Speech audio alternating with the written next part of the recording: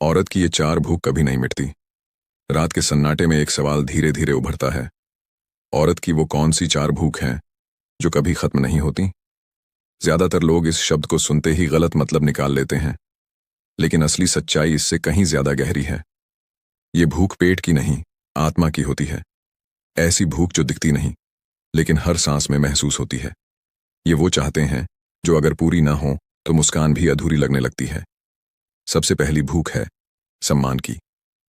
औरत जब किसी जगह जाती है तो वो सिर्फ मौजूदगी नहीं चाहती, वो चाहती है कि उसकी बात सुनी जाए, उसकी सोच को समझा जाए।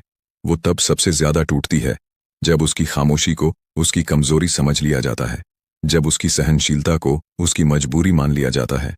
उसे ऊंची आवाज नहीं चाहिए, उसे चाहिए एक ऐसा दिल जो उसकी बात बिना कहे समझ सके। दूसरी भूख है सुरक्षा की। बाहर से हंसती मुस्कुराती औरत के अंदर कहीं ना कहीं एक डर छुपा होता है। क्या मैं यहां सुरक्षित हूं? क्या मैं बिना किसी डर के अपने सपनों के पीछे भाग सकती हूं?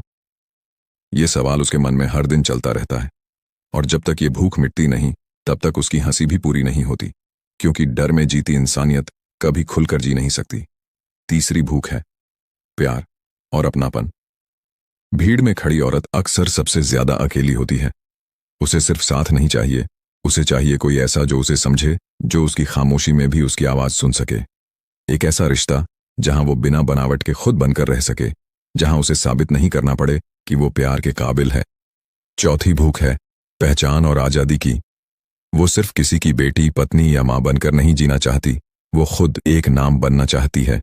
वो चाहती है कि उसके सपनों को उड़ान मिले, उसके फैसलों को सम्मान मिले और उसकी मेहनत को पहचाना जाए। वो परछाई नहीं बनना चाहती, वो खुद रोशनी बनना चाहती है। और सबसे हैरान करने वाली बात यह है कि ये चारों भूख कभी मिटती नहीं, क्योंकि ये भूख नहीं, उसकी इंसानियत की पुकार है। जब भी समाज उसे दबाने की कोशिश करता है, ये भूख और तेज हो जाती है। जब भी उसे कम समझा जाता है, उसकी आत्मा और ऊंची आवाज में बोलने लगती है, बिना शब्दों के लेकिन बहुत गहराई से। शायद अब वक्त आ गया है कि हम इन भूखों को गलत न समझें, बल्कि इन्हें महसूस करें, क्योंकि जिस दिन समाज ने औरत की इन चार भूखों को समझ लिया, उस दिन औरत को किसी से लड़ना नहीं पड़ेगा। वो बस मुस्कुराकर जी सकेगी।